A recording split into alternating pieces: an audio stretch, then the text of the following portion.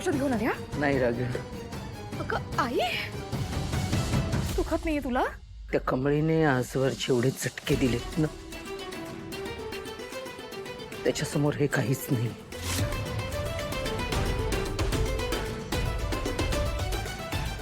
रागिणी, एक सांगू, असा शत्रू माझ्या आयुष्यात यापूर्वी कधीच आला नव्हता.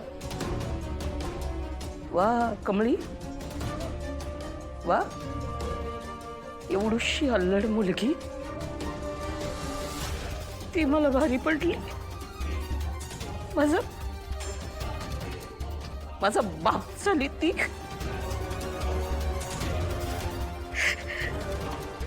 हिने माझं सगळा मान उतरवून टाकला. सगळीकडे माझी किंमत शून्य करून टाकली. माझी सगळी आबरू गेली. काहीच किंमत नाही ठेवली.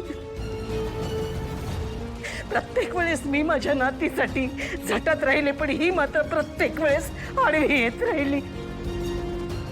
प्रत्येक वेळेस माझ्या मध्ये आली ती. तिने प्रत्येक वेळेस तिने माझ्यावर मात केली.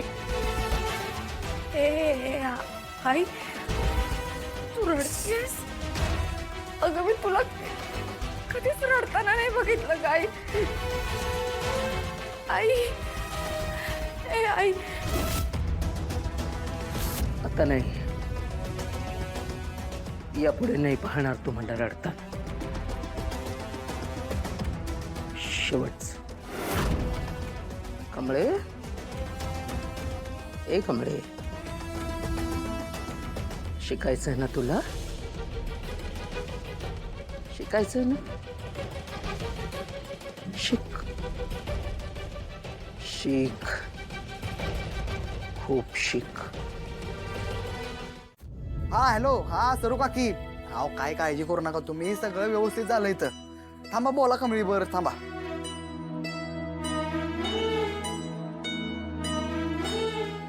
हॅलो आई. हो, कमळे, कशी आहेस ग पोरी? अगं तू लई चांगलं काम केलंस बघ.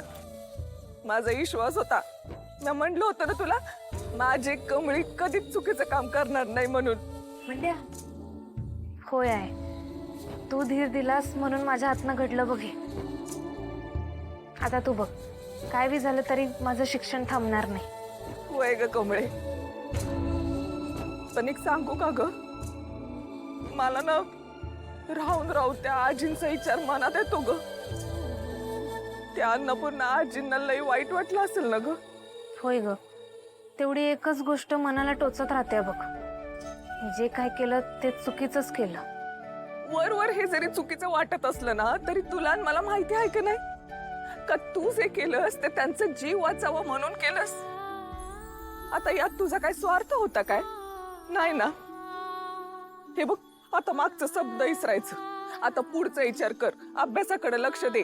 हा, आज आबा असतं ना तर त्यासने बी लई वाईट वाटलं असतं, मग खाल्ले असतंच त्यांच्या शिव्या. आबा असतं म्हणजे कुठं आहेत, कुठं गेलं ते? तू मला फोन दे, त्यांच्या संग बोलायचंय मला. अगं देवाला गेलेत ना व, किती वेळा तेच ते सांगू, आता येतील तेव्हा बोल. बरं चालतंय.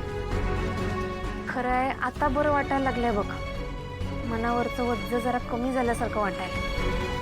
तू आता टेन्शन घेऊ नकोस, कायच बी झालं तरी आता मी फक्त ना फक्त अभ्यास करणार आहे. आता फक्त मला एका व्यक्तीचा आभार मानायचा. साधना मावशी अचानक का गेल्या अशा? काही प्रॉब्लेम मध्ये नसतील ना? काय झालं काय नक्की?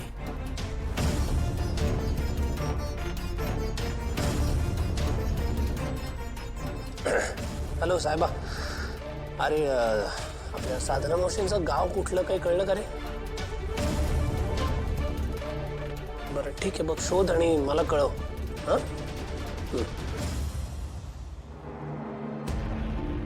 ऋषी, अरे सगळे गेले जेवून आवरून, तू काय इथे बसलायस?